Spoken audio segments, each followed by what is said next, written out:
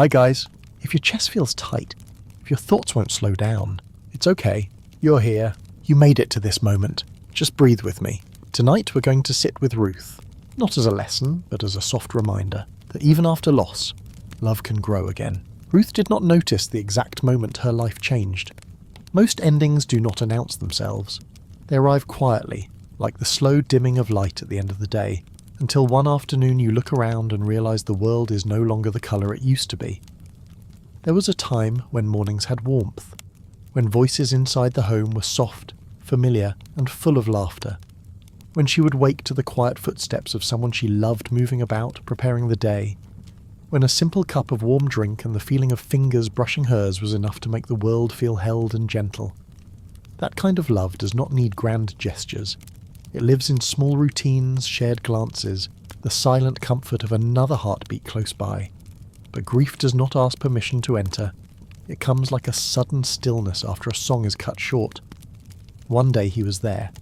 The next, the air felt too thin and her hands did not know where to rest. People think grief is loud, but it is not. It is quiet.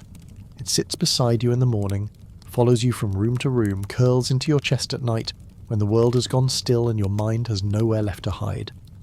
The world did not break dramatically for Ruth. It simply faded. A conversation unfinished, a meal uneaten, a laughter remembered more than lived, and suddenly she was someone who had to learn how to breathe without being reminded by another person's presence.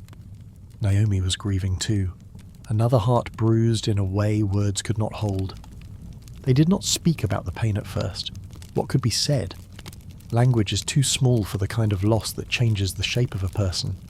Instead, they sat near each other, sometimes doing nothing at all, just sharing space. It was strange how the silence between them felt less empty than the silence everywhere else. When grief is shared, it becomes less of a weight and more of a companion. Still heavy, still cruel, but less lonely. And yet there were others who thought they knew what was best. They spoke to Ruth gently, the way people do when they believe they're being kind while not understanding the depth of what they're speaking into. They told her she was young, that she should move on, that the world was wide and she would find something new, someone new, that there was no sense in staying rooted in a place where the ground had already given way. And in some ways, they were not wrong. But love, real love, is not measured in what is easy or efficient. It is measured in what the heart refuses to abandon. Ruth did not stay because she could not leave. She stayed because her heart recognized something in Naomi's silence. A familiarity, a mirrored ache. They were two people carrying different pieces of the same broken thing. And sometimes it is not healing that keeps you together. Sometimes it is simply recognition. There came a morning when Naomi began to speak of returning to the land she once came from, a place marked not by joy but by memory, some gentle, some painful. She spoke with the tone of someone who no longer expected anything from life except what remained. The kind of tone that sounds like resignation but is actually exhaustion. Ruth listened, not just to the words but to the space between them, to the tiredness, to the quiet request for someone, anyone, to stay. And there, in that moment of stillness, Ruth made a decision that felt less like a choice and more like something her soul had already known. She would not leave this woman to walk her grief alone. She would stay, not because she had nowhere else to go, not because she hoped for reward or a happier ending, but because sometimes the heart knows that love does not always mean holding on to joy. Sometimes love means holding another person through their sorrow, and love, the kind that is quiet and steady, does not run when things become heavy. It does not measure what it is owed. It simply remains. So Ruth stayed. And in that decision, there was no dramatic declaration, no raised voice or trembling vow, just a quiet, steady presence. A hand beside another hand, a step beside another step. Two hearts that did not know what would come next, but knew they would face it together. Healing did not begin that day, but staying did. And sometimes, staying is the first kind of love that hurts and heals at the same time. There is a kind of silence that happens when two wounded souls walk side by side. Not the uncomfortable silence of people who do not know each other, but the quiet that comes from understanding.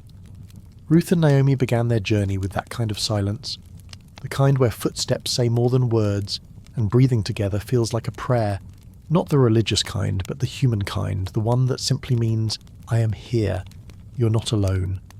The road back to Naomi's homeland was long, and the land did not care about their grief. Dirt does not soften for sorrow. Wind does not hush simply because a heart is tired. But every step they took together became a kind of thread, stitching two lives into one shared path. Sometimes Naomi walked ahead, her shoulders heavy, her eyes distant. Sometimes Ruth walked close behind, steady, not rushing her, not pushing words into the air where they did not belong.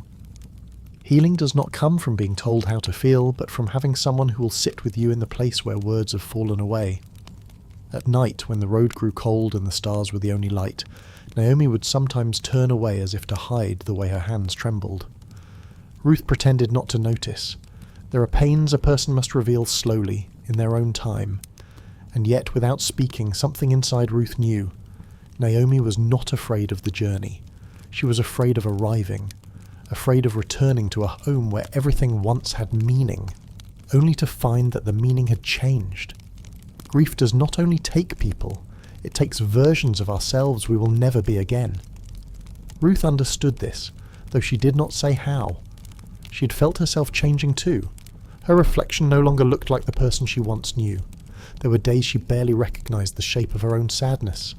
Grief shifts, it stretches, it dulls and sharpens without warning. Some mornings she would wake with a heaviness so deep she thought her heart had turned to stone.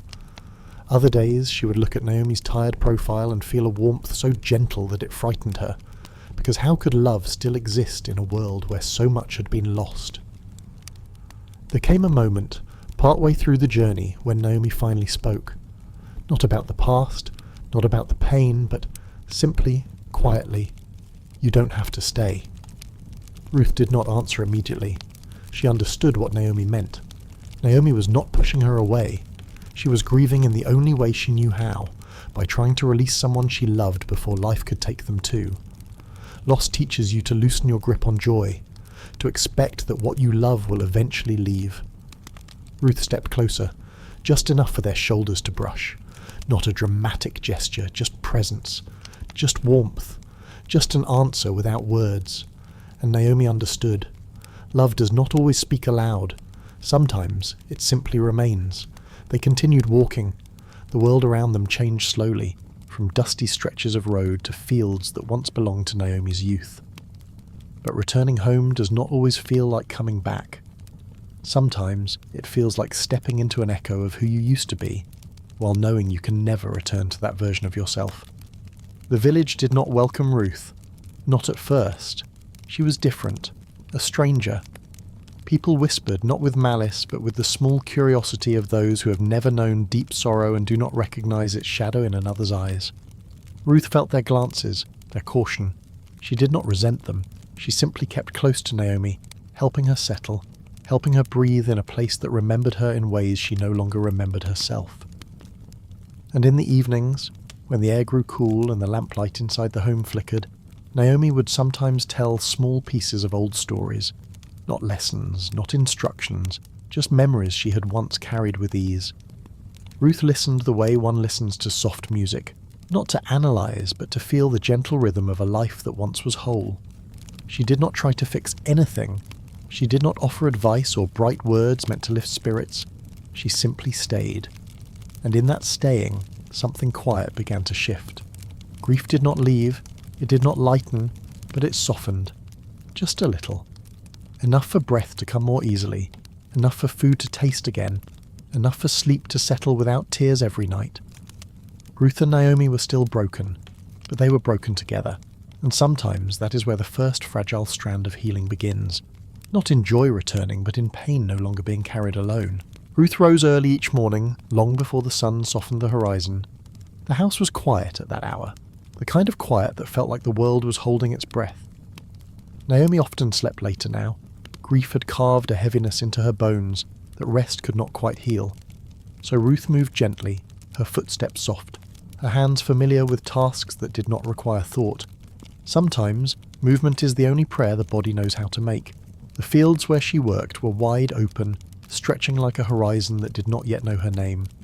She was an outsider there, a presence noticed but not welcomed, at least not at first. People glanced at her with quiet curiosity, the kind that wonders without asking, the kind that stays just short of invitation. Ruth did not mind. She was not there to be seen. She was there to survive. And survival, in its simplest form, is made of small actions, bending, gathering, carrying, returning. The grain she gathered was humble. Not much, but enough. Enough meant life. Enough meant one more meal, one more day, one more evening where Naomi did not sit alone. There were moments while she worked when the wind would move across the fields in a slow, sweeping hush, and something inside her softened. It was not healing, not yet, but it was the beginning of remembering that her body was still alive, still breathing, still capable of being part of a world that continued to move forward even when her heart felt rooted in the past. And in those moments, grief loosened its hold, not gone, just less sharp. The field belonged to a man named Boaz, though Ruth did not know him then. She only knew that the workers there did not push her away. They did not mock her. They allowed her to gather what remained after the harvesters moved through. It was a small kindness, the kind most people would overlook, the kind that could be mistaken for practicality rather than mercy. But when your heart has been cracked open by loss, even the smallest kindness can feel like a warm hand placed gently on your back. Boaz noticed her one day, not with the gaze of someone searching for a story, but with the quiet attention of someone who has learned how to look closely at the world. He did not ask where she came from. He did not question her grief. He simply asked her name, and then he spoke to the workers, telling them not to frighten her away, not to leave her without enough to carry home. He spoke with the tone of someone who understood that generosity does not need to be loud to be real. Ruth thanked him, but not with many words. She did not know how to take kindness without bracing for it to disappear. Loss teaches you that good things are temporary, that closeness can vanish, that love is fragile. She kept her eyes lowered, her hands steady, her breath slow. But something inside her, a small quiet place that had been silent for a long time, felt a flicker. Not joy, not hope, just the faint sense of a door opening somewhere deep within her chest. That night, when she returned home, Naomi watched her unload the grain. She did not ask, not yet. But her eyes softened in a way that Ruth had not seen in a long time. A flicker of something like warmth, something like the memory of light. Ruth sat beside her. They ate slowly, the way people do when they know what they have is precious. And for the first time in many nights, Naomi did not eat with her head down. She looked at Ruth, really looked, as though seeing her not as someone who stayed out of duty, but as someone who carried her own quiet strength. They did not speak of the field, or the man who owned it, or the workers who left more grain than usual for her to gather. They simply existed together, in the soft glow of lamplight, breathing the same gentle air. Healing does not announce itself. It does not arrive suddenly, or loudly, or all at once. Sometimes, healing begins as a single evening where grief does not press quite so hard against the ribs. Sometimes, healing is simply the gentle presence of another heartbeat nearby. And sometimes, healing is a woman standing in a field at sunrise, learning, slowly, that her heart has not forgotten how to feel. Days passed in a rhythm that felt almost like breathing. Work. Return home, prepare food, share silence, rest, repeat. There is a strange kind of mercy in routine. When the heart is tired and the mind is heavy, repetition can feel like a small, steady shelter, one that asks for nothing except showing up. Ruth did not seek meaning in the days. She did not look for signs or lessons. She simply lived the hours as they came, one after another, letting them pass through her like wind through tall grass. But Naomi watched her, not constantly, not with urgency, but with the slow awareness of someone who had once believed life was already finished for her. Naomi had thought grief had taken everything, her past, her joy, her future. But then there was Ruth, not trying to fix her, not trying to reshape the world, just staying. Staying in the way a hand stays on your back when you're too tired to stand alone. Staying in the way a candle stays lit in a quiet room, not bright enough to force back the dark, but warm enough to remind you light still exists. One evening, as Ruth was laying grain out to sort, Naomi spoke softly, her voice almost hesitant, as if unsure whether it deserved to be heard. "You were kind to me," she said. "Not as praise. not as gratitude, just truth. Ruth looked up, her hand still moving slowly. She did not answer right away, because kindness, the real kind, does not feel like something to claim. It feels like something that simply is. "You were kind to me too," Ruth finally answered. Naomi breathed out, and the breath carried something heavy with it, something that had been sitting inside her for a long time. The kind of heaviness you carry so long that you forget what it feels like not to. They did not speak further. There was no need. Healing sometimes sounds like silence, not empty silence. Shared silence. The kind that has warmth in it. The fields changed with the season. The colour of the grain shifted. The wind carried a different scent. Some days the sky was a wide, unbroken blue. Some days it was grey and heavy with clouds that looked ready to weep. Ruth did not mind either kind of sky. People who have known deep grief learn not to measure a day by its weather. One afternoon, Ruth noticed Boaz nearby, working alongside the others. He did not stand apart like someone who believed himself above the labour. He worked with steady hands and a quiet expression, the kind of presence that does not need to announce itself to be felt. He saw her, not as the stranger, not as the foreigner, not as the girl whose life had been thinned by loss. He saw her as someone who worked, who stayed, who endured, and there is something healing about being seen without being questioned. Boaz spoke to her sometimes, but always gently, like someone trying not to disturb a resting bird. He asked if the work was manageable, if she was safe among the workers, if she had enough to eat, not because he wanted something from her, but because care without intention can exist. It is rare, but it exists. Ruth did not know what to do with this kind of kindness. People who have lost much often learn to expect that tenderness is temporary, that warmth disappears, that hands offering care may eventually let go. So she received kindness the way one receives a fragile object, carefully, cautiously, with hands that do not yet trust their ability to hold without breaking. And yet every time she returned home with grain, Naomi watched her more closely.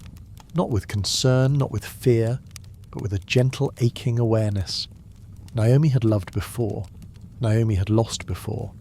Naomi knew the look of something new beginning. Not loud, not dramatic, not overwhelming, but slow, like the way dawn touches the world before the sun arrives. Naomi did not rush it. She did not speak of it. She simply let time unfold, because healing cannot be pushed, and love, real love, cannot be forced. It grows the way seeds grow beneath the soil, quietly, slowly, out of sight, until one day something green appears where there was once only dirt and memory, and the heart, surprised, whispers to itself, "Maybe I am not finished. Maybe life is not over. Maybe love can live again." But Ruth was not yet ready to whisper this. She only breathed, lived, stayed. And in the staying, something deep within her began to soften, like winter earth warming under the first light of spring. Ruth did not notice the softening at first, because healing rarely announces itself. It does not arrive in a moment of triumph, or some sudden realization that everything has changed. Healing is quieter than that. It begins in the way breath comes easier, in the way the morning light does not feel quite so sharp, in the way the heart begins to rest without fighting itself. She continued working in the fields each day, her hands learning the rhythm of the earth. The soil had its own language, one she did not need to speak to understand. Bend, gather, lift, carry. The body remembers life even when the heart forgets. The workers around her stopped seeing her as the outsider, not because they suddenly knew her story, but because they had seen her return day after day without complaint, without demand, without bitterness. Sometimes respect grows not from what is said, but from what is quietly endured. Boaz noticed this too, not with admiration, not with pity, but with the quiet regard of someone who recognizes strength when he sees it. Not the loud strength that wins battles or shouts over others, but the strength that remains gentle even while carrying heavy things. There is a rare beauty in gentleness that refuses to turn hard. One afternoon, as the sun dipped low and the fields glowed with the soft gold of evening, Boaz walked near where Ruth worked. His steps were unhurried, his presence easy, as though he wanted to make sure she never felt cornered by attention. "You work with care," he said softly. Not praise, not flattery, just truth spoken simply. Ruth paused, letting her breath settle before responding. "I work to live," she said. Her voice was steady. but there was something beneath it. Something tired. Something honest. Boaz nodded, understanding more than what the words revealed. "And still," he said, "there are many who work to live and yet forget to tend to the way they move through the world. You do not." Ruth did not know how to respond, so she did not. Some words are not meant to be answered, they are meant to be held. Boaz did not expect anything from her in return. He simply went back to his work, leaving space where another person might have filled the air with intention. And so the days went on, marked not by grand moments, but by small ones. The way Ruth began to stand less guarded. The way Naomi's laughter returned one evening. Not loud, not full, but real, like a memory rediscovered. The way the house began to feel less like a place where grief lived, and more like a place where grief was allowed to rest. And slowly, Naomi began to speak of the past. Not as a wound, but as something she had lived. She told stories of her youth, of fields filled with singing, of dinners shared outside when the air was warm and the world felt endless. Ruth listened with soft eyes, letting the images settle into her like warm water. She did not imagine herself in those memories. She did not need to. It was enough to witness the echo of who Naomi once was, and to understand that she was not only grief. People are never only one thing, even when pain tries to convince us otherwise. One evening, when the work was done and the sky was the colour of soft plum dusk, Naomi looked at Ruth with a tenderness that held both gratitude and ache. "You gave me back my days," she whispered. Not to say Ruth had healed her. Healing is never that simple. But Ruth had stayed. She had remained. And sometimes staying is the greatest offering one heart can give to another. Ruth did not answer with words. Words would have been too small. Instead, she simply reached out and rested her hand over Naomi's.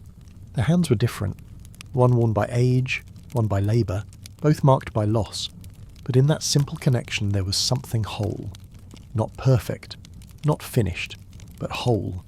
The kind of wholeness that does not erase pain but carries it gently. Outside, the wind shifted softly through the fields. A thin moon hung low in the sky. And in that quiet evening, without ceremony, without revelation, Ruth felt something she'd not felt in a long time. The faint, unhurried warmth of belonging. Not given, not taken, simply grown. Slowly, patiently, like a seed that had been underground through a long winter finally daring to reach for the light. The days continued, not with excitement or dramatic change, but with the quiet familiarity that slowly wraps itself around a life. Healing rarely comes as a sudden transformation. More often, it is a gentle layering of small moments that slowly rebuild the heart from the inside out. Ruth rose each morning not with joy, but with steadiness. The kind of steadiness that grows when a person learns to stay with their own pain rather than run from it. She gathered grain, walked the familiar path home, tended to Naomi, and rested. There was nothing extraordinary in these acts, and yet, within their simplicity, something living was forming. One afternoon, as Ruth worked near the edge of the field, she noticed the sky begin to shift. Clouds gathered softly, not with the darkness of a storm, but with the promise of rain that brings renewal. The air changed first, the scent of earth deepening, the wind cooling as it moved across the land. Ruth paused, not to admire, not to escape her thoughts, simply to breathe.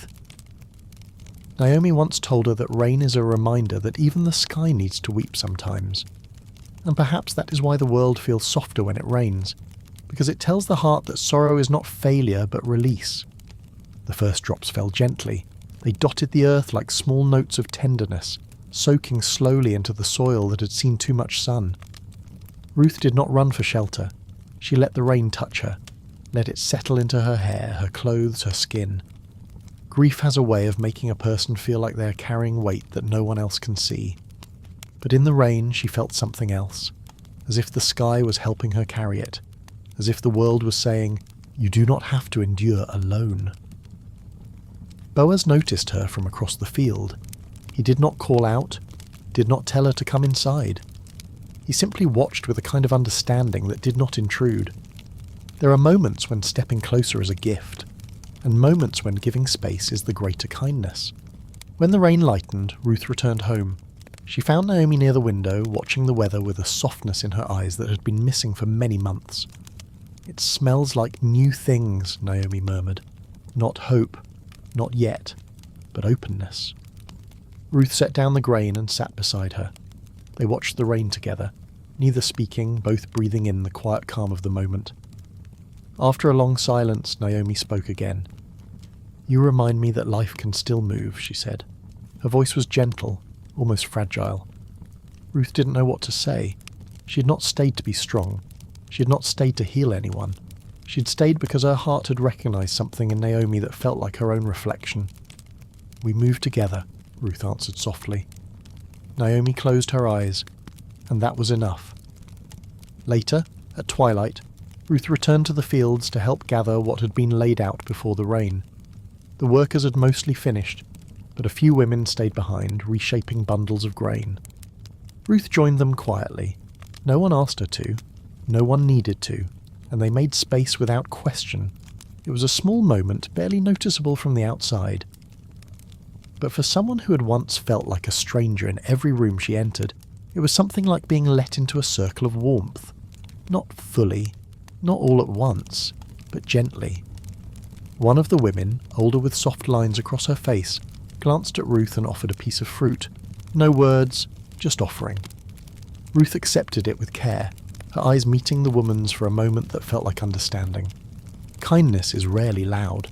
Sometimes it is just the quiet passing of something small from one pair of hands to another, and sometimes that is enough to remind a heart that it is still alive. That night, when Ruth returned home, Naomi had kept a lamp lit for her. The light glowed through the house like a candle against the dark. Ruth stepped inside and felt something inside her chest loosen, something that had been tight and held for far too long. Not joy, not peace, just a gentle softness, a quiet reassurance, a whisper of belonging. Healing is not the absence of pain. Healing is learning that pain and love can exist in the same room, and the heart can hold them both without breaking. The days continued to unfold in their quiet rhythm, and though neither Ruth nor Naomi spoke of it, something in the house had changed. The rooms no longer echoed with emptiness. The silence no longer felt like a reminder of loss. It had softened, become a silence that held them rather than hollowed them. Ruth still woke early, still walked to the fields, still worked with steady hands. But now, when she looked at the world around her, she noticed small things she had not seen before. The way the morning light slid slowly across the wooden floor, the faint sound of birds settling in the rafters, the scent of earth warming after the cool of night. Healing does not always feel like joy. Sometimes it simply feels like noticing again. One afternoon, Ruth stayed in the fields a little longer, helping gather what remained after the harvesters had finished. Her movements were slower now, not from weariness, but from a kind of presence. She was no longer moving to outrun her grief. She was moving because she belonged to the moment she was in. Boaz was nearby, speaking with one of the other workers. His voice was calm, even, steady, like a river that had known its course for a long time. When his conversation ended, he walked toward Ruth, but did so with a kind of carefulness, as though he understood how easily a heart still mending could retreat if approached too quickly. "You stay longer than most," he said quietly. Ruth did not look up right away. She finished tying the bundle of grain in her hands, placing it gently with the others. "There is still work to be done," she replied. Boaz nodded. "Yes, but not everyone chooses to stay with the work once they have what they need." Ruth paused at that, her breath softening. She had stayed. Not only here, but in so many places where leaving might have been easier. Boaz's eyes were kind, not searching her, not trying to read her, simply seeing her. "You are someone who remains," he said. Not as praise, not as question, just truth. Ruth felt the words settle in her chest. Remaining had cost her much. Remaining had meant carrying grief longer than most could bear. Remaining had meant holding another person through sorrow. Remaining had meant not running from herself. She did not know whether remaining was strength or simply the only thing her heart could do. But hearing it spoken aloud, gently, without expectation, felt like someone placing a warm cloth over a bruise. Soft, steady, without pressure. She did not answer. There was nothing to say, and Boaz did not ask for more. He simply nodded and returned to his work, leaving the connection to settle between them, like a thread neither needed to pull tighter to know it was there. When Ruth returned home that evening, Naomi looked different. Not younger, not lighter, but clearer, as if something in her gaze had returned from a long distance. "You've been seen," Naomi murmured, almost to herself. Ruth hesitated at the doorway, unsure what Naomi meant, but Naomi only smiled, the kind of small, tired smile that comes from understanding life deeply. "Being seen is how healing begins," she said. Not a lesson, not a proverb, just experience speaking softly. They shared their meal in the gentle light of dusk. The house felt warm, not because of fire or cloth, but because of presence. Two lives, once shattered, now slowly shaping themselves into something whole again. Later that night, when Ruth lay down to rest, she felt her heart shift, not away from the grief, but around it, like a hand learning to hold something fragile without squeezing too tightly. She realized she no longer feared the next day, or the next. She did not expect joy. She did not expect certainty. She expected only that she would wake, breathe, live, stay, and somehow that was enough. Healing had not arrived, but she was moving toward it with every quiet step. The season continued to turn, as seasons always do, whether a heart is ready for the change or not. The fields grew pale with dryness for a time, then softened again with new growth.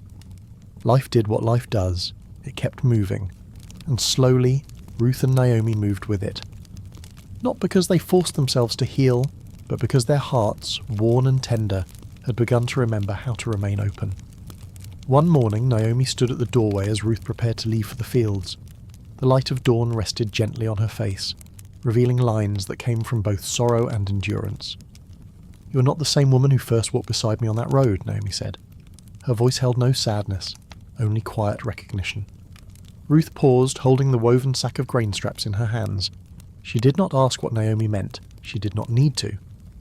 Naomi continued, "Your grief did not crush you. You let it shape you." Ruth felt the words like warm water moving slowly over stone. They did not remove the scars of loss. They honoured them. She nodded once, and that was enough.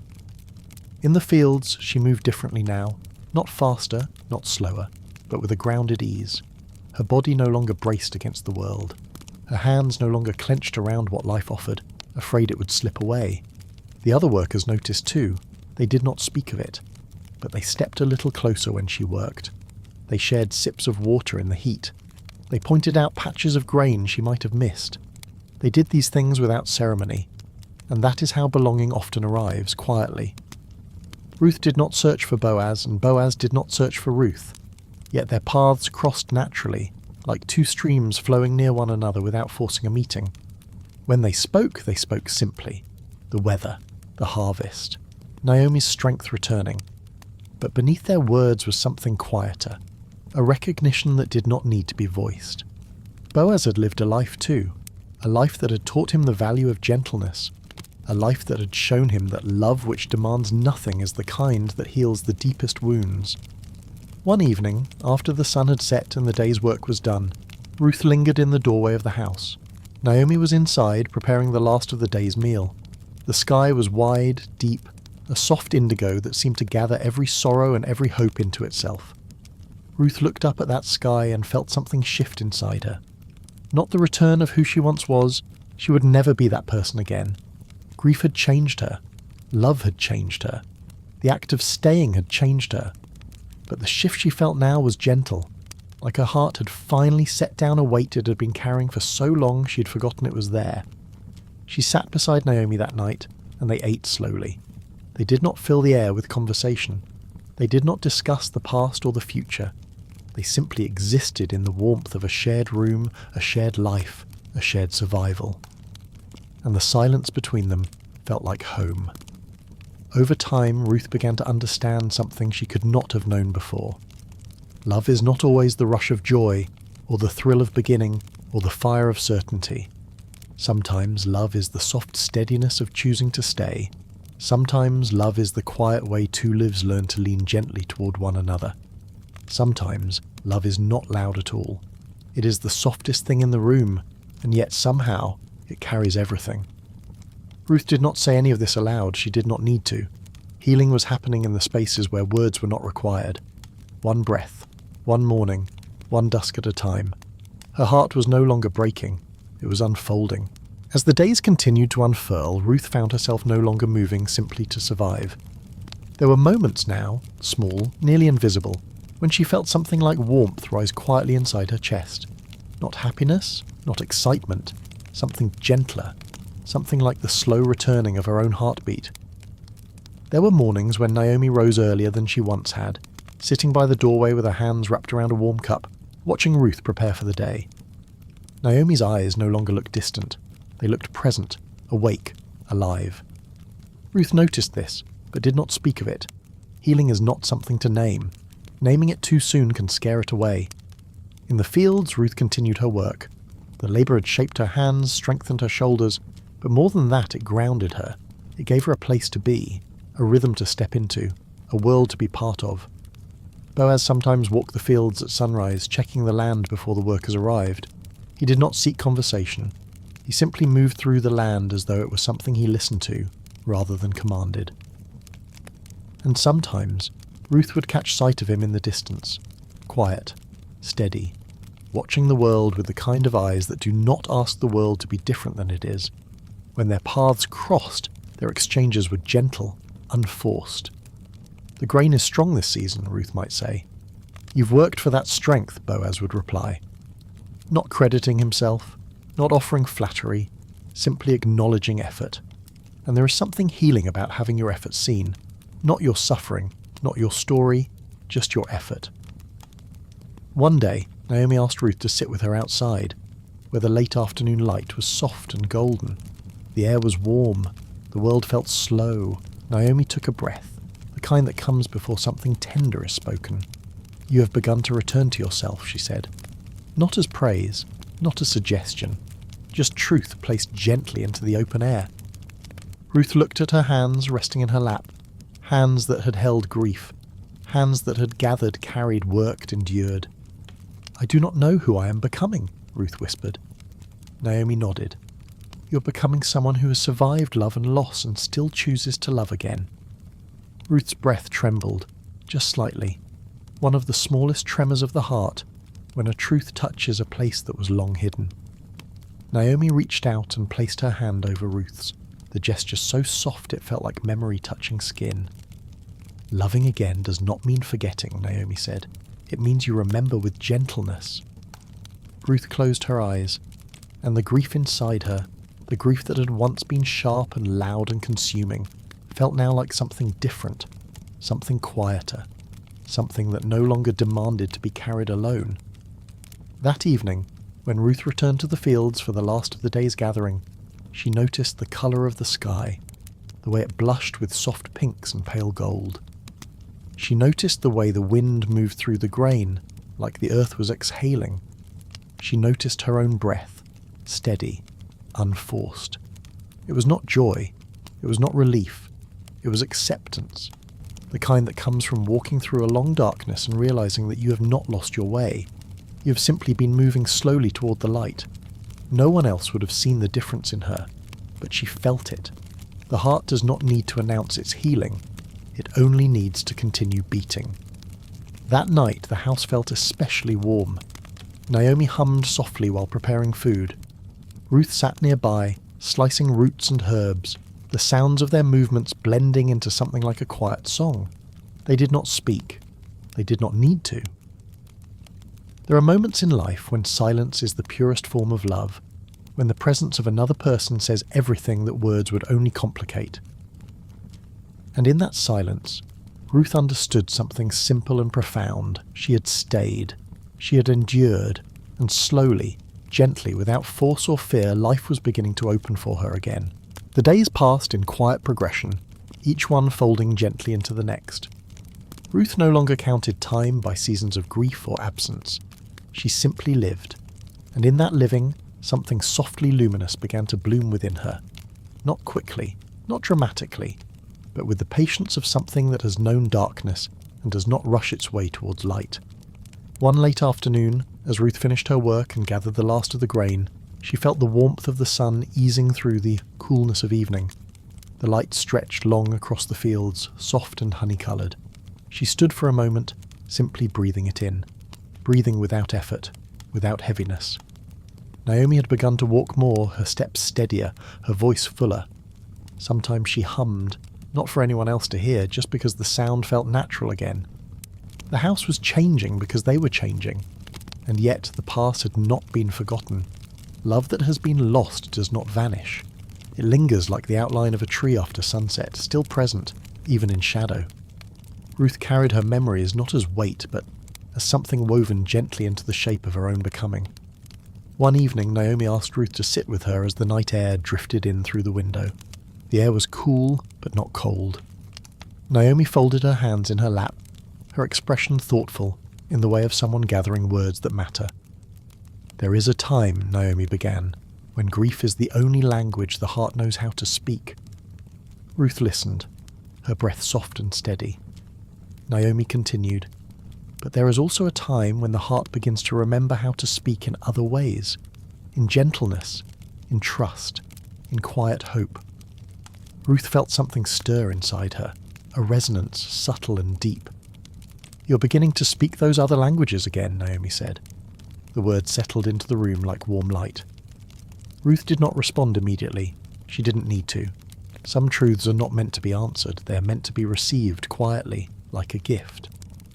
Days later, while working in the fields, Ruth noticed Boaz speaking to one of the workers. Their tones were low and even. Nothing urgent, nothing intense, just conversation. Yet something in the way Boaz held himself, the steady kindness in his posture, the calm in his voice, felt familiar to her. Not familiar as memory, but familiar as recognition. Like seeing a reflection of something she'd kept inside herself for a long time. Boaz approached her when the conversation ended. His steps careful, respectful, not hesitant, just gentle. "Your presence in these fields has changed them," he said quietly. Ruth looked up, surprised. She had thought herself small here, temporary. Boaz continued, "When someone stays through sorrow, they bring a different kind of strength into the world." Ruth felt her chest open, not in rush or ache, but in the soft expanding way that happens when something true is spoken aloud. "I did not stay because I am strong," Ruth whispered. "I stayed because love asked me to remain." Boaz's eyes softened, a quiet warmth residing in them. "The strongest hearts," he said, "are often the ones that choose to stay when leaving would have been easier." He did not reach for her, did not move closer, did not declare anything. He simply let the words exist between them, gentle and unforced. And Ruth, standing in the fading light of the field, felt something inside her settle. Not resolve, not certainty, just peace. A peace that did not erase the past, but welcomed it as part of the tapestry of her life. That evening, when she returned home, Naomi was waiting, not with expectation, but with understanding. Ruth sat beside her, and they shared a meal in silence that felt full rather than empty. The lamp flickered softly, casting warm patterns of light against the walls. And in that simple, unremarkable moment, Ruth realized something she had not known how to see before. She was no longer surviving, she was living, and living after loss is its own quiet kind of miracle. The days grew warmer, and the fields changed colour once more. The grain swayed gently under the touch of the wind, like a quiet ocean breathing in slow rhythm. Ruth walked the familiar paths with steps that no longer felt heavy. She had not rushed toward healing. She had simply allowed herself to remain. And healing had come, not as a sudden light, but as a soft unfolding. Naomi watched her with a tenderness that carried both pride and gratitude. She had known grief that hollows a person from the inside out, and she had known love that returns slowly, like a bird that is cautious to land again. Ruth had been both her shelter and her companion, not by obligation, by presence. That presence was something sacred, not the sacred of ritual or rule, but the sacred of two human hearts staying through pain together. One morning, Naomi placed her hand gently on Ruth's arm as Ruth prepared to leave for the fields. There was no urgency in the touch, just intention. Ruth paused, turning slightly toward her.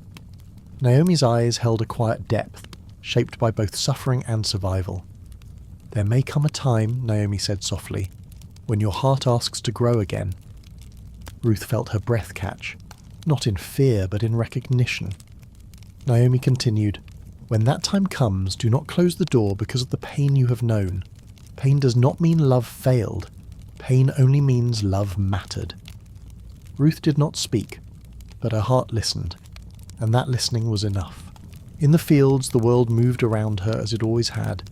Wind, grain, breath, time. But inside her, something had shifted, almost imperceptibly. It was not hope. Hope can feel too fragile, too bright. It was something steadier. It was willingness. Willingness to remain open to the world. Willingness to belong to life again. Boaz approached her later that day, but not abruptly. He always came like someone stepping slowly into a quiet room, aware of the air, aware of the presence of another heart. "May I walk with you?" he asked. The question held no expectation. Ruth nodded. They walked side by side through the field, their footsteps soft in the soil. For a long while neither spoke. There was no need to fill the silence. Silence, when shared with gentleness, becomes a place to breathe. Finally Boaz spoke. Not of the field, not of work, not of weather, but softly, like speaking to something delicate. "I have watched how you live," he said. Ruth did not look up. She listened. "You live as someone who has lost deeply," he continued, "but you do not let grief harden you." Ruth exhaled slowly, not because she needed to, but because the words felt true. "Grief taught me to hold life gently," she said. The words were quiet but steady. Boaz nodded. "And that gentleness," he said, "is the kind of strength the world rarely recognizes, but always needs." They continued walking, steps matching without needing to try, just presence beside presence. When they reached the edge of the field, Ruth paused. She turned slightly, looking at Boaz, not searching for meaning, not asking for promise, simply seeing him. And in that seeing there was something calm, something real, something that did not rush or grasp or demand, a love that did not flare like fire, a love that warmed like sunlight, steady, patient, unhurried. That evening, when Ruth returned home, Naomi was waiting as she always did, though she pretended not to be waiting. Ruth set down the grain and sat beside her. No words were needed. Naomi took Ruth's hand in her own. Their hands were different, one marked by age, one marked by work, both marked by love that had endured what life had taken.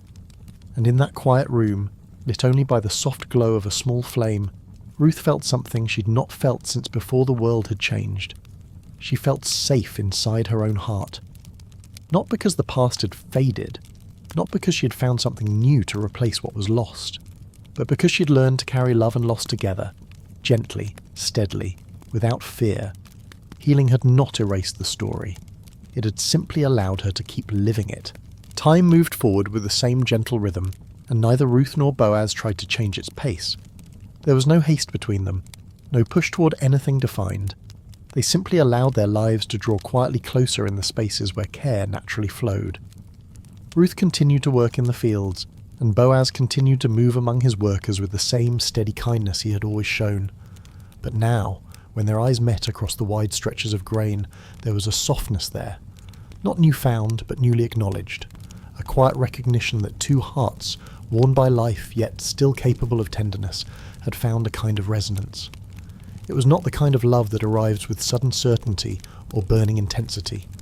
It was the kind of love that grows the way water shapes stone, slowly, patiently, without force. Naomi noticed the change without needing to ask. She saw it in the way Ruth's shoulders rested more easily, in the way her breath no longer seemed to carry the weight of 1,000 unspoken fears. Naomi had once believed her life had ended. She had believed grief had taken everything. But Ruth's presence had shown her that life does not always end when the heart breaks. Sometimes it simply begins again in a different shape. One evening Naomi placed her hand quietly over Ruth's as they sat sharing the last meal of the day. The room was dim, lit only by a flickering flame. "There is love that arrives like lightning," Naomi said softly. "It strikes fast, burns bright, and then fades." Ruth listened, her breath slow. "And there is love that arrives like sunrise," Naomi continued. "You do not notice it at first. It comes slowly, quietly. And then one day you look around and realize everything is filled with light." Ruth did not speak. She did not need to. Her heart had heard. The next day in the fields, the air was warm and fragrant with the scent of late harvest. Ruth worked steadily. the grain brushing softly against her hands. Boaz approached her again, but this time he did not speak right away. He stood beside her, close enough that she could feel his presence, not so close that it asked anything of her. When he finally spoke, his voice was low, almost like a whisper the wind might carry away. "Ruth," he said, her name held gently between them. She turned to him, waiting. "I have seen how you walk through the world," he said. "How you carry grief without letting it make you bitter. How you stay. How you love." Ruth felt her breath tremble, just slightly, like a leaf stirring in a small breeze. Boaz continued, "Whatever your heart chooses now, whether it remains as it is or opens again, I will honour it. Your story is your own." There was no claiming in his words, no expectation, no request, just offering, just understanding. Ruth looked at him, truly looked, and she saw a man who did not want to replace what she had lost. He did not want to fill an empty space. He simply wanted to walk beside her, the way she had once chosen to walk beside Naomi. A love that does not demand, a love that does not rush, a love that does not ask the heart to forget, a love that says, "Your sorrow can stay, I will stay with it." Ruth felt her heart soften in a way that did not hurt. Not like before, not like the sharpness of grief or the ache of memory. This was softness like warm water around tired hands, like returning home after a long journey, like releasing a breath you didn't know you had been holding. She did not speak. She simply remained where she stood beside him, letting the moment settle like evening light. And Boaz did not ask for anything more. They stood together in the golden field, the world quiet and wide around them, and in that silence something deep and steady took root, not as promise, not as certainty, simply as truth. Love was not something Ruth reached for. It was something that found her because she'd stayed open to life even when it hurt, and love, when it is gentle, knows how to approach a heart that's been broken slowly, softly, with hands that do not close too tightly. The connection between Ruth and Boaz did not announce itself to the village. There were no whispered rumours, no curious stares, no excited murmurs. It was too quiet, too slow, too gentle for the world to immediately notice. It grew in silence like roots beneath the soil, unseen but deeply real. Ruth continued her days as she always had. She rose early, walked to the fields, worked, returned home, sat beside Naomi through the evenings. Nothing outward changed, and yet everything inside her was shifting, softening, opening. One morning Naomi watched Ruth prepare to leave. The light entering the room was soft, brushing gently across Ruth's face, revealing something Naomi had not seen since long before grief had entered their lives. Ease, not happiness, not exuberance, just ease, the heart at rest inside its own body. Naomi's eyes softened. "Your steps are lighter," she said, voice low but warm. Ruth paused, the woven strap resting in her hand. She didn't need to ask what Naomi meant. She simply gave a small, quiet nod. Healing does not always look like joy. Sometimes it simply looks like not bracing for pain. Ruth walked to the fields, and the morning air was cool and calm. A thin mist stretched low across the ground, making the world feel hushed, like it was preparing itself for something gentle. Boaz was there, speaking quietly with a worker near one of the storehouses. He saw Ruth, but did not rush to her. He simply finished his conversation, then walked toward her with the same patient, grounded presence he always carried. When he reached her, he simply said, "Good morning." No weight, no implication, just a greeting as soft as the light around them. Ruth returned the words, equally gentle, and then they worked, separate, but aware of each other in a way that no longer carried tension, only ease. Hours passed, the sun rose, the grain glowed pale gold beneath their hands. And something inside Ruth felt steady, whole. Not because love had replaced loss, but because love had learned to live beside it. Later, during a pause in the work, Ruth sat beneath the shade of an olive tree to rest. The breeze moved softly through the leaves, carrying the scent of earth and ripened grain. Boaz approached once more, but slowly, giving her time to register his presence.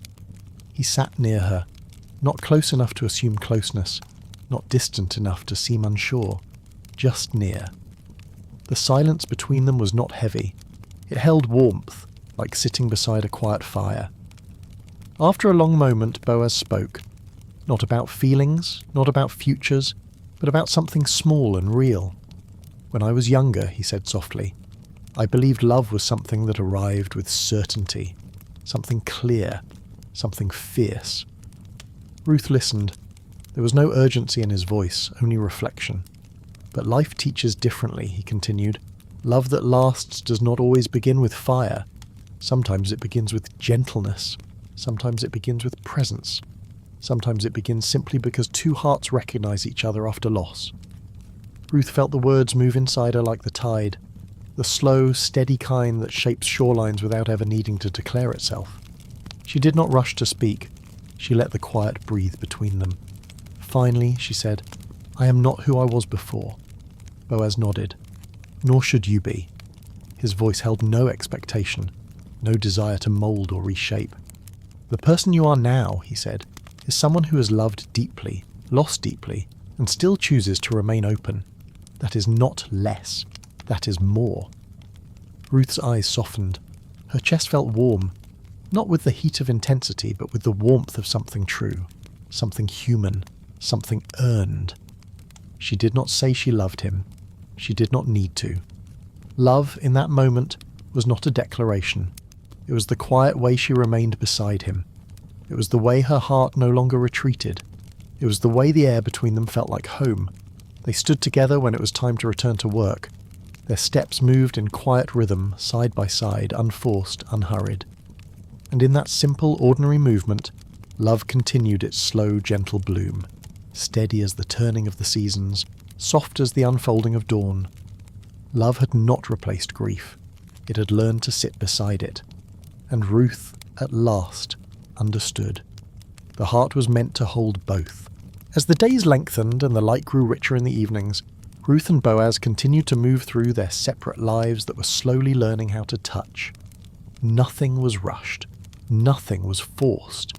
It was a growing that felt natural, like two vines finding their way toward the same sun. Naomi noticed the change most quietly of all. She saw it in the way Ruth no longer carried her grief like armor. She saw it in the way Ruth rested her hands on the table, more relaxed than before. She saw it in the way Ruth breathed, not as someone bracing against life, but as someone allowing it to unfold. One evening Naomi spoke softly as they sat together preparing the evening meal. Love does not come to replace what was lost, she said. It comes to honour what was lost by allowing life to continue. Ruth paused in her work, the knife resting gently against the cutting board. Her eyes softened. She did not need to ask how Naomi knew. Naomi had walked these roads of the heart before. She had known love that had been deep, and grief that had been just as deep. She understood that the heart does not forget. It expands. That evening, Ruth walked outside after the meal, letting the cool air settle onto her skin. The moon had risen early, large and pale against the quiet sky. The world felt very still, very open. Ruth stood beneath the sky and breathed. Just breathed.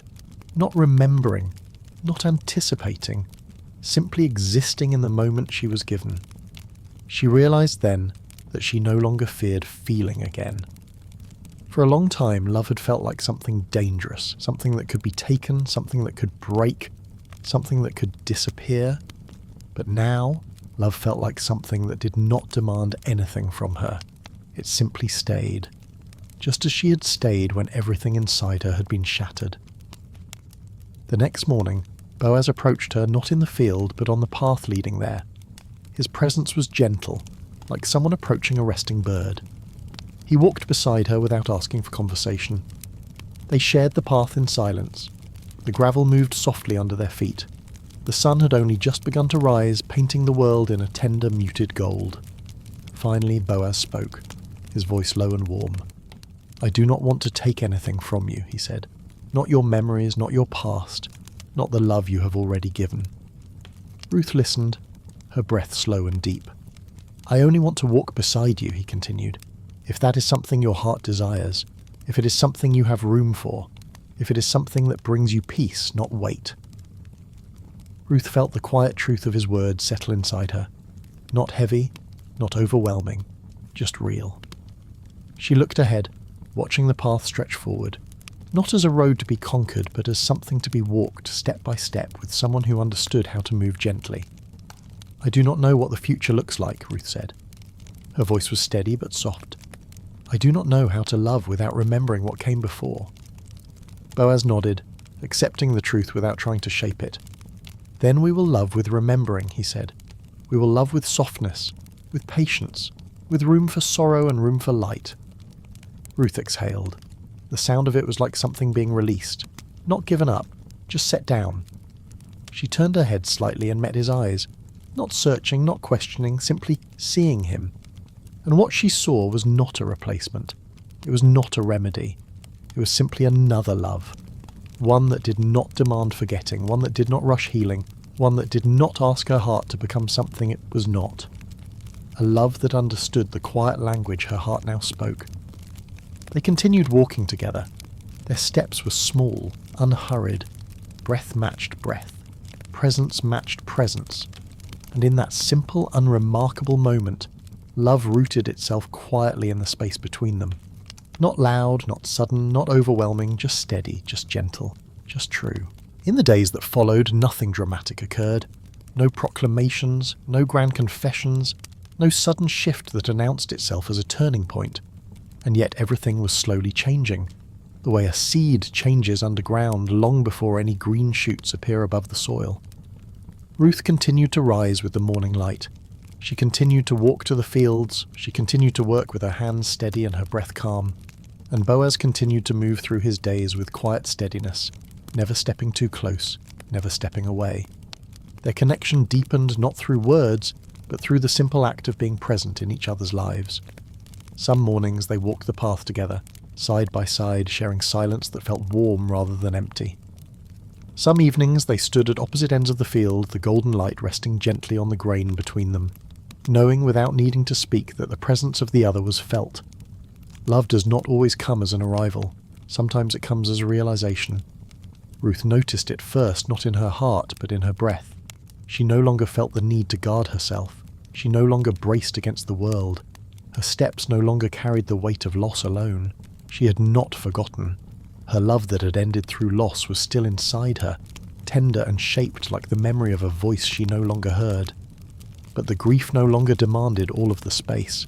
There was room now for something else to exist beside it. Something soft. Something living. Naomi watched the unfolding quietly. She did not advise Ruth. She did not encourage or restrain her. She simply held space, the way someone does when they understand that the heart must bloom in its own time. One evening, as they sat together in the soft glow of lamplight, Naomi spoke without looking directly at Ruth. "You have walked through sorrow," she said, "and now you are learning to walk through gentleness. Both paths are part of love." Ruth listened. The words did not require response. They were not instruction. They were recognition. The next day in the fields, the air was warm and the grain heavy with fullness. Ruth worked slowly, not rushing the harvest, simply moving in rhythm with the land. Boaz walked toward her, carrying a small bundle of grain wrapped in cloth. He offered it to her without ceremony. "For your household," he said. Ruth accepted it with both hands, the gesture gentle and unhurried. "Thank you," she said softly. Boaz did not respond with words. Instead, he met her eyes. And in that moment, something unspoken passed between them, an understanding that neither asked the other to be anything more or less than who they already were. Ruth felt her heart respond, not with trembling, not with fear, but with an exhale, a quiet release, a soft settling. Love was not returning to her as something new, but as something remembered, a way of being that had been inside her all along, simply waiting for the world to become safe again. That evening, as Ruth walked home, she noticed the colour of the sky, soft rose blending into gentle gold. The air was cool, the breeze light. The world felt neither burdened nor empty. It simply felt alive. When she stepped inside the house, Naomi looked at her, and in her eyes there was something that understood without needing to be told. Ruth sat beside her, and Naomi leaned her head gently against Ruth's shoulder. They stayed like that for a long time. No conversation, no need to fill the silence. Just presence, just softness. Just two hearts that had walked through sorrow, and had not closed. And in that quiet evening, Ruth understood something that did not require words. Love had never left her. It had changed shape, yes. It had moved, reshaped itself, quieted, waited. But it had always remained. And now, slowly it was opening again. As the season drew on, small shifts continued to weave themselves quietly through Ruth's days. She began to notice the world not only through the lens of what she'd lost, but through the gentle awareness of what was slowly growing. The mornings felt different. Not lighter, not brighter, just more real. When she stepped outside, the air no longer met her with resistance. It greeted her. She could feel the difference in her body too. Her movements were no longer driven by the need to endure. They were part of a life she was choosing to live. One evening, Naomi was sitting outside, her shawl wrapped loosely around her shoulders, watching the sunset spread across the horizon. Ruth joined her without saying anything. They sat together quiet, the sky shifting from gold to deep violet. Naomi's voice came softly, worn smooth by time. When we first returned here, I believed my life had already ended. Ruth listened. There was no urgency in the air, only gentleness. But you stayed, and your staying brought me back to myself. Naomi turned her head slightly, looking at Ruth with the tenderness of someone who has known both the breaking and the mending of love. Now it is your time, she said. Ruth did not ask for explanation. She felt it in her chest, like a soft bell rung in a distant room. The next morning, as Ruth walked to the fields, the light was soft and low. She found Boaz there, already working, his hands steady, his shoulders relaxed. He did not look surprised to see her. He simply paused and let the morning rest between them. They worked for a while, side by side, without speaking. Boaz did not try to create meaning in the silence. Ruth did not try to fill it. Silence, once a place of heaviness, had become a place of belonging. At midday, when they paused for rest, Boaz sat beside her beneath the same olive tree where they had rested before. The leaves cast dappled light across the earth. The air was warm but not heavy. Boaz spoke softly, almost as if not to disturb the stillness. "Ruth," he said, "love does not ask you to forget what came before. It does not ask you to become someone new. It simply asks whether your heart still wishes to remain open." Ruth felt a gentle stirring. Not fear, not longing, just recognition. She looked down at her hands which had held loss, carried grief, gathered life. "My heart is not empty," she said quietly. "It holds what has been." Boaz nodded. "Then it is a heart that can love fully." There was no rush in his expression, no hunger, no certainty that demanded an answer. Only the steady presence of someone who knew that love is something given, not taken.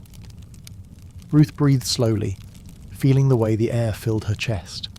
"I do not know how to begin again," she said. Boaz's voice was soft, warm. "Then we will not begin," he said. "We will continue." Ruth's breath trembled, not with pain but with release. She had spent so long believing that love required starting over, rebuilding, erasing what came before. But here, love meant continuation. Love meant expansion. Love meant nothing lost. Love meant making room. She looked at Boaz, not with questioning, not with hesitation, just with quiet truth. And Boaz did not ask for more than that gaze. He simply let it be. They sat together until the sunlight turned softer, until the shadows stretched, until the fields glowed in the low warmth of late day. When Ruth returned home, Naomi saw her and smiled. Not widely, not brightly, but with the deep knowing softness of someone who saw the heart's movement without being told. Naomi reached out and touched Ruth's hand, the gesture light as a breath. Ruth leaned her forehead gently against Naomi's, not in grief, but in love. The kind of love that had stayed. The kind of love that had endured. The kind of love that had now made room for more. And as the night settled around them, Ruth felt something steady inside her. Not certainty, not promise, but peace. A peace that said, "I have lived sorrow, and I am still here, and my heart is still mine, and it can hold more than one kind of love. Slow, quiet, whole." The change, when it came, was so gentle that it might have gone unnoticed by anyone who had not walked the quiet roads of Ruth's heart. It did not come with a moment of decision. It did not come with sudden clarity. It came as softness, as ease, as the feeling of no longer needing to guard herself against tenderness. One morning, Ruth walked to the fields as she always did. The air was soft, carrying the quiet scent of ripened grain. Boaz was already there, his hands resting lightly on a bundle of harvest. When he saw her, there was no shift in his posture, no rush to speak, simply recognition, presence meeting presence. Ruth approached him, and for the first time she did not stop a few steps away. She came close enough that the space between them felt warm, not careful. Boaz looked at her, really looked, with the kind of gaze that does not try to search or understand or define, just witness. Ruth felt no fear. She felt no tightening in her chest, no instinct to step back or hide. Instead, she felt her breath settle, her shoulders soften, her heart rest gently inside her ribcage. She spoke first, not because she had rehearsed the words, but because they rose naturally, the way water rises in a well. "I am not a woman without a past," she said. Boaz nodded. There was no hesitation, no correction, no denial. "And I am not someone untouched by loss," she continued. Boaz's expression held warmth, not pity. "We each carry what shaped us," he said. "That is how we know how to love with gentleness." Ruth exhaled, and in that breath were all the nights she had lain awake holding grief like fire in her hands. All the mornings she had risen anyway, all the days she had kept walking. "I do not want a love that replaces what I have known," she said. "I want a love that can sit beside it." Boaz's voice was quiet but steady. "Then that is the love I offer." There was no declaration, no vow, no promise of forever, only a simple truth placed carefully between two hearts. Ruth reached out, not suddenly, not with trembling, but with a slow, intentional movement. She placed her hand in his, not to be held, but to rest. Boaz did not close his fingers around hers. He let her hand simply lay there, as if acknowledging that love does not need to grasp to be real. They stood like that for a long time, the fields stretching wide around them, the world quiet and spacious. Ruth did not feel the need to speak. Boaz did not ask for anything more, and in that silence something sacred passed between them.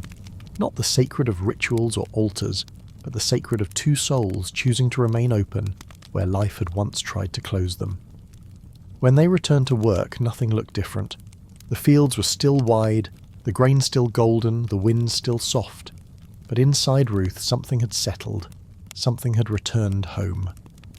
That evening, when Ruth returned to Naomi, the house was lit by the soft glow of a single lamp. Naomi looked at her, just looked, and in that glance she understood.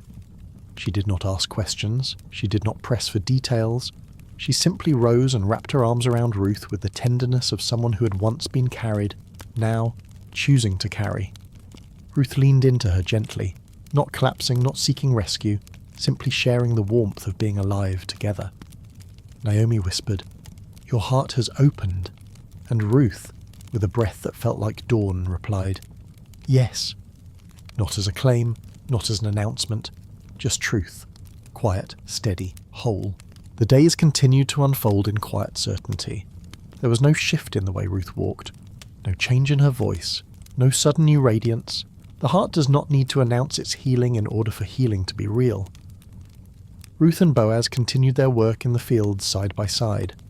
The harvest slowly drew to completion. The air began to cool in the evenings, and the sunsets deepened into colours that lingered just a little longer before fading. Their hands touched sometimes now, not by accident and not with urgency, just light natural brushes of warmth when passing baskets, when tying harvested sheaves, when resting beneath the olive tree. These touches did not ask for explanation. They did not seek permission. They were simply the language of two hearts that understood one another. Naomi watched the shift in Ruth not with surprise, but with a deep kind of peace. She had known love once too, not the love that shouts or demands, but the love that rests quietly in shared life. And as she watched Ruth's heart soften more each day, Naomi felt the world return to her as well. Not the world she had before, but a world that honoured what she had lost and what she had found. One evening, Ruth and Boaz walked the path home together. The sun had set, leaving only the soft blue hush of twilight. The fields were silent except for the gentle rustle of dry grass. They walked slowly, Not because they were tired, but because the moment was full, and neither wished to move through it too quickly. Boaz spoke first, his voice quiet. "You have brought life back to this place," he said. Ruth did not look at him. She did not need to. "I brought only myself," she said. Boaz nodded, and that was enough. They continued walking. A long silence stretched between them, but it was not empty. It was warm. It was known. It was shared. Ruth stopped when they reached the low wall that marked the entrance to her home.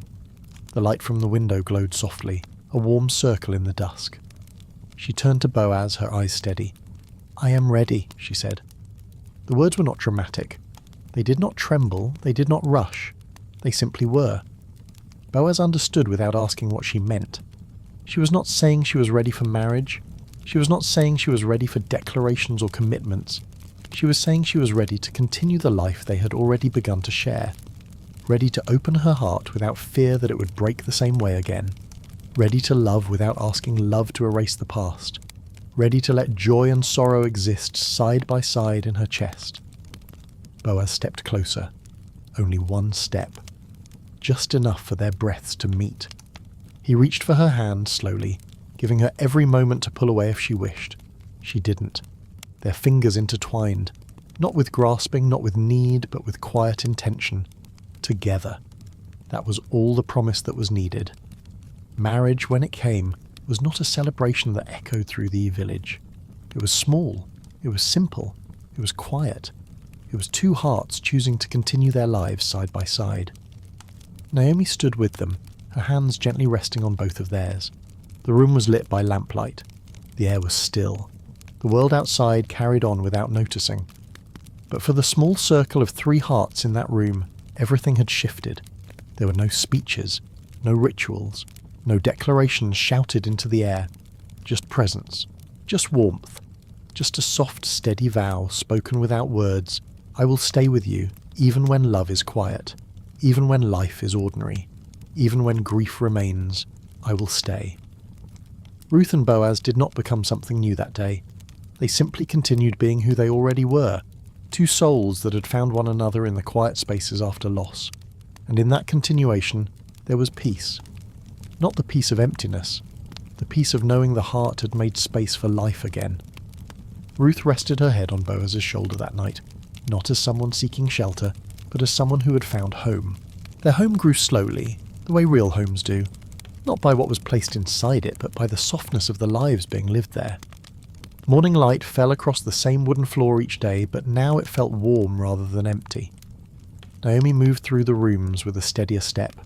Her laughter returned in small, tender pieces, like fragments of a song remembered after years of silence. And Ruth found that her heart settled deeper into her body, no longer hovering at the edge of every breath. There was rhythm now, a gentle one. Ruth worked the fields when she wished. Boaz did the same. They shared meals not because they needed to, but because sharing had become the natural shape of their days. Some evenings they spoke softly about the smallest things, the way the sparrows nested near the window, the way the grain bent under the late wind, the way Naomi hummed when she cooked. Other evenings they spoke not at all, and those silences were just as full. It is a rare thing to sit beside someone and need nothing to be said. In time, Ruth began to feel another quiet change. She noticed the shift first, not in her body, but in her being, a gentler tiredness, a sense of being full in a way she had not felt before. She did not speak of it at once. She simply lived with the knowing, letting it unfold inside her like a secret wrapped in warmth. When she finally told Naomi, it was at dawn. The sky had just begun to lighten, the edges of the world soft as breath. Ruth spoke quietly, almost as though the world was still waking and she did not want to disturb it. Naomi's hands trembled when she heard, not with fear, with tenderness, with the overwhelming realization that life, which had once closed its doors on them, had opened a new one gently, without hurry, without demand. Naomi pressed her forehead to Ruth's, and for a moment both women simply breathed, breathing life, breathing memory, breathing continuation. When Ruth told Boaz, it was evening. They were in the field, the last light fading into a pale, tender blue. Ruth placed his hand over her own, letting him feel the steadiness of her breath. She did not say words of announcement. She simply existed in the moment with him, allowing him to understand. Boaz closed his eyes, not to hide tears, but to receive the moment fully, without distraction. When he opened them, there was softness in his gaze. Not wonder, not triumphant joy. Something deeper, something quieter. Gratitude. For Ruth, for life. For love that had not rushed or forced or demanded, but had unfolded gently, the way dawn unfolds across the earth. The months to come were not without discomfort. Ruth's body grew heavy with new life. Some days her steps were slow, some mornings she was tired, but she was not alone in any of it. Naomi's hands were steady and sure, the hands of someone who had seen life grow before. Boaz's presence was gentle, always near, never overwhelming. And Ruth, who had once carried grief like stone inside her chest, now carried something different, something warm, something living, something that was not meant to replace the love she had lost, but to join it. Love made larger by continuing. When the child was born, the world did not change all at once. There was no burst of music, no chorus of angels, just the soft sound of a new cry in a quiet room, and the trembling breath of two women who had thought their hearts had already broken too far to open again. Ruth held the child close, feeling the warmth of small life against her chest. The child did not know her past. He did not know her grief. He did not know the long road she had walked to reach this moment. He only knew her heartbeat, steady, living, present. And Ruth realized something simple and profound. She had not rebuilt her heart. She had expanded it. The love she had known before was still there, unchanged, unforgotten. But now, beside it, another love lived too, not replacing, joining, softening, continuing. Naomi wept when she held the child, not with sorrow, with a kind of joy that only those who have once believed life was over can ever truly understand. Boaz touched the child's head gently, as though he were touching something sacred. Not sacred in the sense of ceremony, sacred in the sense of being alive. The house grew quiet again in the days that followed, but it was a different quiet now. Not the quiet of grief, the quiet of peace, of breath, of beginnings that do not erase what came before. And Ruth, sitting in the soft morning light with her child resting against her, understood the deepest truth her journey had given her. Love was never about avoiding pain. Love was the reason she had survived it. The years passed quietly, not marked by great events, but by the slow deepening of ordinary days. Ruth watched her child grow, first in small movements and soft sounds, then in curious hands touching the world as if discovering life for the first time. She learned the rhythm of the child's breathing, the weight of him when he slept against her chest, the gentle heaviness of love that no longer frightened her. Boaz watched too, not with ownership, not with pride that demanded recognition, but with a humble wonder that came from understanding what it meant to begin again after sorrow. Sometimes he sat on the floor beside Ruth, the child curled in her lap, and he would place his hand gently on the small back rising and falling with breath. There were no words in these moments. They did not need any. Love had become something that lived in the quiet, in the ordinary, in the presence that did not need to declare itself. Naomi, who had once believed her days were ending, now moved with a lightness that surprised even her. She laughed again, not loudly, not frequently, but when she did, the sound was warm and full, like a door opening to let sunlight into a room that had been closed for far too long. She would sit with the child in her lap, humming softly, songs that felt older than memory, songs woven from years of resilience and tenderness and loss and hope. Sometimes Ruth would watch them, Naomi's hands steady and sure, the child's small fingers curling around her, and she would feel tears rise, not from sadness, but from the deep, overwhelming recognition of what staying had created. Grief had once hollowed her life, but staying had given it shape again. Not the same shape as before, a fuller one, a shape that held loss and love with equal care. Ruth no longer feared the past. She no longer feared the ache of memory. She understood now that love does not dissolve when life changes. It remains, woven into the heart, becoming part of everything that comes after. Boaz understood this too. He did not ask Ruth to forget. He did not try to replace what had come before him. He simply lived beside her, day after day, offering kindness that did not fade and presence that did not waver. And Ruth, who had once learned to hold her heart tightly so it would not break, now held it gently, knowing it could break and still heal, again and again. The child grew into laughter, into steps, into words that shaped themselves slowly, like dawn forming along the horizon. He learned to walk between Ruth and Boaz, one hand in each of theirs, and when he fell they did not rush to lift him. They simply knelt beside him, showing him that life would not always catch him, but he would always have hands to hold when he rose. One evening, as the sun dipped low and the sky deepened into amber, Ruth stood outside watching the light settle over the land that had once been unfamiliar to her. The fields that had once felt like survival now felt like belonging. The house that had once felt quiet with grief now breathed with life. Naomi stepped beside her, leaning gently into her shoulder. They did not speak. Words would have been too small. After a while, Naomi said quietly, "You stayed when it hurt." Ruth felt the truth of it settle in her bones. Naomi continued, "And because you stayed, love found somewhere to return to." Ruth looked out across the land, her heart steady. "Love did not return," she said. "It never left. It only needed time to change its shape." Naomi smiled, the soft, knowing smile of someone who had lived enough life to understand. The air was calm, the world was quiet.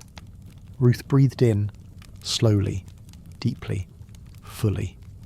And in that breath was her entire journey.